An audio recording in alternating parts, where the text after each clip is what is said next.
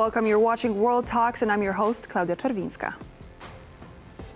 As Europe revived the discussion about using frozen Russian assets to fund Ukrainian war efforts and reconstruction, another 16th package of sanctions was introduced by the European Union. Considering the dynamic deterioration of U.S. support for Ukraine, the discussion of how to weaken Russia and financially support Ukraine continues. To talk sanctions and frozen Russian assets, I'm joined by Kinga Redłowska, head of the Center for Finance and Security at Rus Europe. Thank you so much for joining me in the studio. Thank you for having me. So let's take a look at the sanctions, because this is one of those subjects that in the last 2 days we've been covering extensively. What are the sanctions in question, and which of those sanctions are actually going to hit Russia the most? Well, there is a clear precedent to mark the anniversary of Russian full-scale invasion with a new sanctions package. And over the last 3 years, we've seen new packages being adopted to mark this anniversary. This year, the EU and the UK adopted a new package of sanctions. The US administration did not adopt a package to mark this anniversary. The EU's 16 packages expands the list of individuals and entities that are sanctioned. It also expands by further 74 vessels, the vessels that are part of Russia's shadow fleet. It also designates financial foreign institutions, Russian regional banks that facilitate circumvention of sanctions. Similarly, the UK package that was adopted to mark the anniversary is by far the largest adopted by Britain since 2022. And also, it expands the list of individuals, entities. Interestingly, it also expands the list of dual-use goods. So, for example, the UK added video games controllers to dual-use goods that are used by Russian military to pilot drones. Very often when we talk about those dual-use goods, we don't know how expanding those lists actually impacts what's happening on the battlefield. And the impact is actually huge, because the fact that Russia do not have access to most modern technologies, or in order to buy them, needs to pay more, it takes them longer to buy those goods. It all impacts the quality of the equipment, and therefore makes it easier for Ukrainian army to tackle and fight this military equipment. Earlier today, we also heard from Poland's EU Affairs Minister Adam Szłapka. He said that the next package of sanctions on Russia should be even more severe, because Poland was calling for actually even more severe package. The 16th package was supposed to also entice an embargo on LNG gas. How likely is it, and when we could see the next set of sanctions take effect and actually hit Russia where it really hurts, the LNG embargo? Well, that's something that is going to be a part of the negotiations between EU member states. Definitely, the energy sanctions have a huge impact on the revenue Russia budget receives to support Russia's war machine. So indeed, that should be the priority.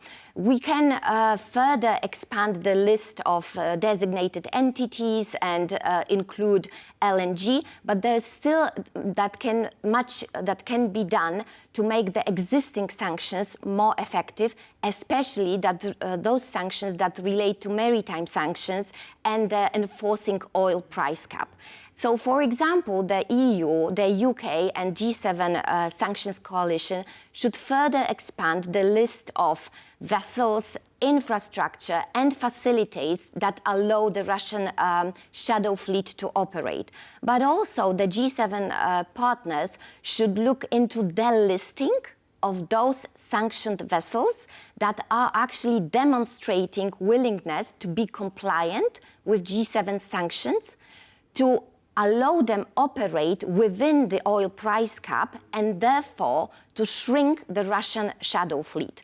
Finally, there's an urgent need of G7 countries to look into licensing or granting licensing for legal scrapping some vessels that are not able to operate anymore, because a lot of vessels that operate under Russian shadow fleet are poorly maintained and they are not able to operate anymore.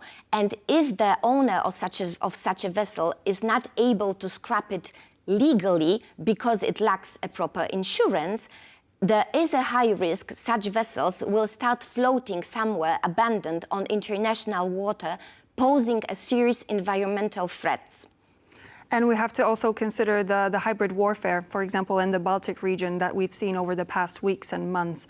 That could be also a part of that as well. When we look at sanctions, we usually think about how they're going to affect the entity that they're being imposed on. What about Europe? Those sanctions that are being currently imposed on Russia, how are they going to affect EU economy, if at all? Especially in the context of a possible trade war with the US, considering the tariffs. Well, there is a dire need to increase the understanding of the impact on sanctions on the European populations and European economies. Of course, there's always a certain degree of self-harm that we need to impose on ourselves in order to reduce or undermine the ability of Russia to wage the illegal war of aggression in Ukraine and to further boost its military capacities that can be deployed beyond Ukraine. And there is, so that's definitely that should be a priority of EU governments. And one way to address this issue is to deploy a pan-European, a whole society approach to sanctions. In order to do that, EU member states, national entities, national authorities, policymakers should raise awareness and talk to the societies, to the operators in the EU, to discuss sanctions, to explain what is the goal of sanctions, what do we want to achieve with sanctions, and better inform societies about the success we've already achieved as G7, as the EU, on imposing sanctions on Russia. Based on the recent report, which was revealed today, published by the United Nations, rebuilding Ukraine will cost an estimated $524 billion over the next 10 years. An absolutely massive amount of money, to no surprise, obviously, considering those estimates, because I would like to move away from sanctions and now jump into the topic of Russian frozen assets. Do you think that those Russian frozen assets are going to be enough to cover these costs, and is it feasible as an idea? Well, Russian frozen assets will definitely be one of the bargaining chips President Trump will use in negotiation talks to negotiate the peace deal. It remains to be seen what role they will play in this process. Certainly, the potential is enormous.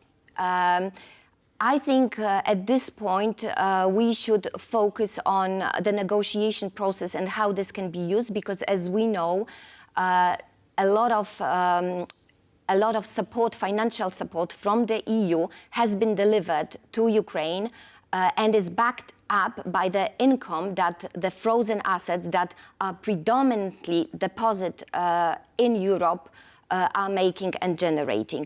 So it's not going to be enough to cover all the reconstruction that will be needed after the war, but definitely it's going to be a substantial part of what is needed for Ukraine to reconstruct and recover after this war. So what would you say is the Russian response to the use of those assets? Because there clearly has to be some sort of a voice coming from the other side when it comes to that decision being made. Well, definitely Russia would be interested for European nations, for Euroclear to lift sanctions, but I don't think it's going to happen. I think because the Russian central bank assets are being deposited in Europe, this is one of the key elements that the European nations can use as a bargaining chip in the negotiations with Russia. So in regards to frozen assets, how long do we have to wait? We know that this window is getting tighter and tighter with this U.S. support for Ukraine deteriorating at light speed, I would say. We have a very short window of time. How long would it take to actually make it all work? Well, it remains to be seen. The situation is very dynamic. I think the the members of the European Union and the UK need to closely monitor the shift in the US administration's sanctions policy to be able to react promptly to the developing landscape, but also to align with US sanctions policies in the areas of joint interest. So, for example, we know that President Trump is keen to tighten sanctions on Iran, especially sanctions that relate to energy trade. And Iran is using a lot of shadow fleet to trade its energy, and those vessels that are used by Iran are also used by Russia. And so we see the strengthening of cooperation of various hostile states, including North Korea, that is sanctioned by the UN, but also Iran and Russia. We've seen them develop those networks that help them circumvent sanctions. And I think we should closely follow American administration and join them in efforts, in a joint effort to address challenges that are still a part of the transatlantic consensus. I know that our time here on the program is coming to an end, but very shortly I wanted to ask you, in your opinion, biggest challenges for Europe when it comes to the political, the geopolitical and financial landscape as of now? In terms of implementation of sanctions, we need to look into our own backyard. With or without other G7 members, there is still that we can do to enforce sanctions better. First of all, we need to look into how public authorities are responding to the need of sanctions enforcement. Are we deploying enough new technologies, AI-driven solution to detect circumvention of sanctions in a more precise manner? Secondly, are we engaging with the European businesses, industries, to build their capacity to implement sanctions? Do they understand sanctions enough to be able to implement them? And thirdly, are we engaging with our societies to inform about the need of sanctions implementation and to tackle potential disinformation from Russia, but also potential narratives of other G7 countries in case they will be lifting sanctions and the European Union and the UK will decide not to lift them.